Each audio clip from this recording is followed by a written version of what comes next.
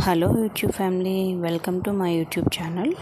ఇది శ్రావణ శుక్రవారం ముందు రోజు నేను ఎలాంటి ప్రిపరేషన్స్ చేసుకున్నాను అనే దానికోసం లైక్ 5 to 9 ఈవినింగ్ రొటీన్ లాగా.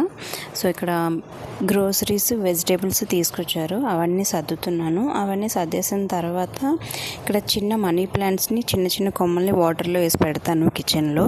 అవి వాటర్ని చేంజ్ చేస్తున్నాను. ఈ మధ్యనే చదివాను ఇన్స్టాగ్రామ్లో, ఆ వాటర్ని కూడా ఎక్కువ రోజులు అలా ఉంచేస్తే అందులో కూడా దోమలు ఫామ్ అయ్యే ఛాన్సెస్ ఉన్నాయని చెప్పేసి, ఇంకా అందుకనే ముందు అయితే కొంచెం ఎక్కువ రోజులు ఉంచేస్తుంది దాన్ని వాటర్ చేంజ్ చేయకుండా. కానీ ఇప్పుడు అది చదివిన తర్వాత ఇంకా కనీసం ఒక 5 daysకైనా సరే మార్చేస్తున్నాను వాటర్ని. ఫిల్టర్ వాటర్ యూజ్ చేస్తాను మనీ ప్లాంట్స్ పెట్టడానికి. తర్వాత ఈ ఫిల్టర్ అయిన వాటర్, వేస్ట్ వాటర్ ఉంటుంది కదా, అది ఒక గిన్నెలో పట్టేసుకొని అది ఎప్పటికప్పుడు యూజ్ చేసేసుకుంటాను. వెజిటేబుల్స్ కడగడానికి కానీ, లేదంటే గిన్నెలు కడగడానికి కానీ, దేనికో దానికి అలా ఎప్పటికప్పుడు యూజ్ చేసేస్తాను. కరెక్ట్గా విండోస్ ఎదురుగా పెడతాను, ఎందుకంటే మార్నింగ్ సన్లైట్ ఇక్కడ బాగా వస్తుంది. మళ్ళీ వీటిని తీసుకెళ్ళి బయటను పెట్టాలి ఒక 2 రోజులకు ఒకసారి అలా ఏముండదు. సన్లైట్ కావాల్సినంత మధ్యాహ్నం వరకు వస్తుంది. ఇండోర్ ప్లాంట్స్ అంటాం కానీ డేలో వాటికి కొంచెమైనా సరే సన్లైట్ తగలాలి. హాల్లో కూడా పెడతాను, కానీ హాల్లో ఉండేవి ఏంటంటే అంత గ్రోత్ ఏమి ఉండవు. కానీ ఇక్కడ సన్లైట్ ఎక్కువగా తగులుతుంది కదా, గ్రోత్ కనిపిస్తుంది. ఆ డిఫరెన్స్ నేను చూస్తాను. ఈ వాటర్ చేంజ్ చేసినప్పుడు పైన లీవ్స్ కంటే స్టెమ్ పార్ట్స్నే మనం బాగా వాష్ చేయాలి. ఎందుకంటే అలా వాటర్లో ఉండడం వల్ల ఏంటంటే కొంచెం నాచు పట్టినట్టుగా ఉంటుంది. ఆ నాచుని బాగా క్లీన్ చేసుకోవాలి, అప్పుడే దోమలు ఫామ్ అవ్వకుండా ఉంటాయి. అది ఎలాగో వాష్ చేస్తున్నానో ఇప్పుడు చూపిస్తాను. కొంచెం పాడైపోయిన స్టెమ్స్ ఉంటాయి కదా, వాటిని కూడా కట్ చేసుకోవాలి.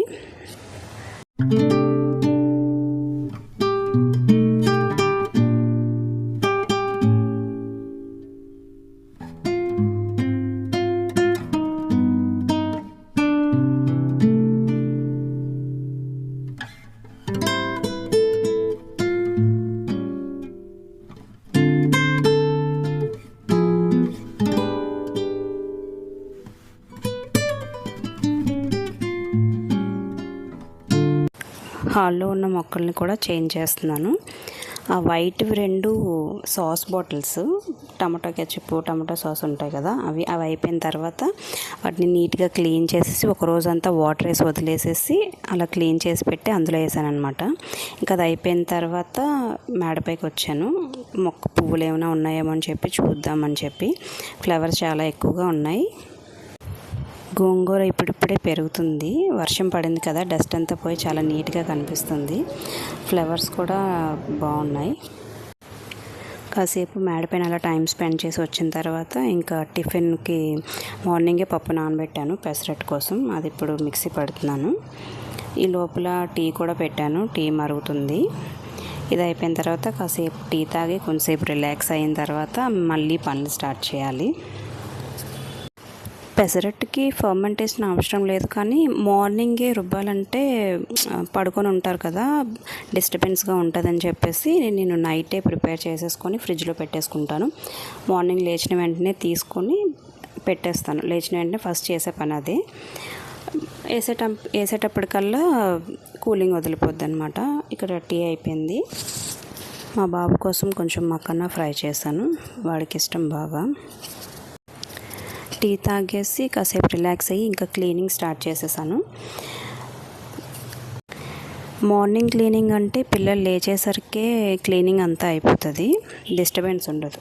కానీ ఈవినింగ్ క్లీనింగ్ అంటే నేను ఒక పక్క సర్దుతూ ఉంటాను, ఒక పక్క వీళ్ళు లాగుతూ ఉంటారు, వాళ్ళని కంట్రోల్ చేస్తూ క్లీనింగ్ చేయాలి. అది కొంచెం టైం బాగా ఎక్కువ తీసుకుంటుంది. ఇంకా క్లీనింగ్ అయిపోయిన తర్వాత ఇంకా వీళ్ళ స్నానాలు అవి చేసి నేను కూడా ఫ్రెష్ అయిపోయి దీపం పెట్టేసుకున్నాను అనమాట. దీపం పెట్టిన తర్వాత మా వాడు వచ్చి దండం పెట్టేస్తున్నాడు. భక్తి వీడికి కూడా వచ్చింది. నేను పూజ చేయడం చూసి రోజు నాతో పాటు వచ్చి దండం పెట్టుకోవడం, హారతి తీసుకోవడం, తర్వాత జై హనుమాన్, ఓం నమ శివాయ అంటాడు.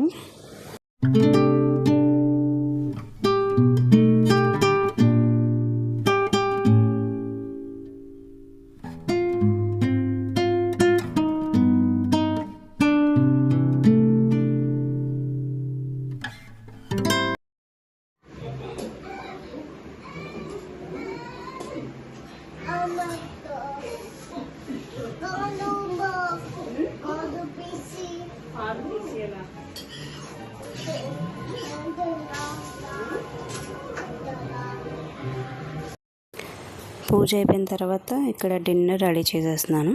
నైట్ అయితే రైస్ వండను, మధ్యాహ్నం ఏదైనా ఉంటే అది ఎంత ఉంది చూసుకొని దాన్ని బట్టి చపాతీ చేయడం, లేదంటే దోశ బ్యాటర్ ఉంటే దోశ వేసేసుకోవడం, ఏదైనా టిఫిన్ ప్రిపేర్ చేస్తాను.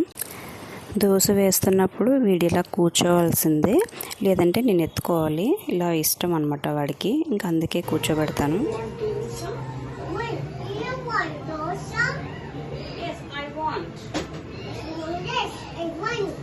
I want dosa. What? Blue. White. White.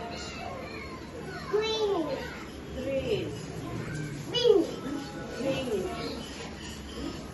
Cyan. Cyan. Yellow. Yellow. వంటగదిలో ముచ్చట్లు అయ్యాయి, ఇంకా తినిపించడం స్టార్ట్ చేశాను. వీడికి తినిపిస్తూనే నేను కూడా తినేసి ఇంకా అవి మిగిలిన వాళ్ళకి కూడా పెట్టేసి మొత్తం కిచెన్ అంతా క్లీన్ చేశాను. ఇలా క్లీన్ చేసుకొని పడుకుంటేనే ప్రశాంతంగా నిద్ర పడుతుంది, లేదంటే ఇంకా నిద్రలో కూడా అదే తోమలేదు, కిచెన్ క్లీన్గా లేదు, అదే ఆలోచనతో ఉంటాను. సో ఎంత లేట్ అయినా సరే కిచెన్ అంతా క్లీన్ చేసుకొని పడుకుంటాను. ఇంకా నెక్స్ట్ డే మార్నింగ్ లేచి అన్ని పనులు చేసేసుకొని ఇంకా పూజ స్టార్ట్ చేశాను. ఆవు పాలు తెప్పించుకున్నాను ఊరు నుండి. ఆవు పాలతో ఈసారి లాస్ట్ వీక్ ఎలాగైనా సరే అభిషేకం చేయాలనుకున్నాను, అందుకనే పాలు తెప్పించుకొని అభిషేకం చేస్తున్నాను. ఇక్కడ ఈ పాలనే మరిగించి పిల్లలకి ఇచ్చాను. పూజ చేసినప్పుడు అంతగా గమనించలేదు, కానీ ఇప్పుడు చూస్తుంటే పాలల్లో లక్ష్మీదేవి, వినాయకుడు చాలా అందంగా కనిపిస్తున్నారు. చాలా బాగుంది చూడడానికి. వాటర్తో క్లీన్ చేసేసి ఇంకా పూజకి రెడీ చేసేసుకున్నాను. ఈరోజు నైవేద్యం ఏంటంటే చక్కెర పొంగల్ చేశాను నైవేద్యం కోసం. సెకండ్ వీక్ ఆటంకం వచ్చిందని బాధపడినా సరే మిగిలిన మంత్ అంతా కూడా పూజ చాలా బాగా చేసుకున్నాను. ఈసారి అయితే అమ్మవారిని కలశం పెట్టి కూడా రెడీ చేశాను ఫస్ట్ టైము. చాలా చాలా బాగా వచ్చింది. మొత్తానికి శ్రావణ మాసం కంప్లీట్ అయిపోయింది, అంతా చాలా బాగా జరిగింది. నెక్స్ట్ ఇయర్ కూడా ఇంతకంటే బాగా చేసుకోవాలని మనస్ఫూర్తిగా కోరుకుంటున్నాను. ఇలా జరిగింది నా పూజ, నా శ్రావణ మాసం అంతా. ఇంకా ఈరోజు పూజ అయితే అనుకున్నట్టుగానే ప్రశాంతంగా మంచిగా ఎప్పుడు కంటే రోజు కంటే ఎక్కువసేపు పూజ చేశాను. అలాగే ఈవినింగ్ కూడా లలిత సహస్రనామాలు అన్నీ చదువుకున్నాను. 4 ఫ్రైడేస్ కూడా ఈసారి అవునట్టు సెకండ్ వీక్ మిస్ అయింది. మిగిలిన 3 ఫ్రైడేస్ కూడా ఖచ్చితంగా మిస్ అవ్వకుండా లలిత సహస్రనామాలు చదువుకున్నాను. అంతా బాగా జరిగింది.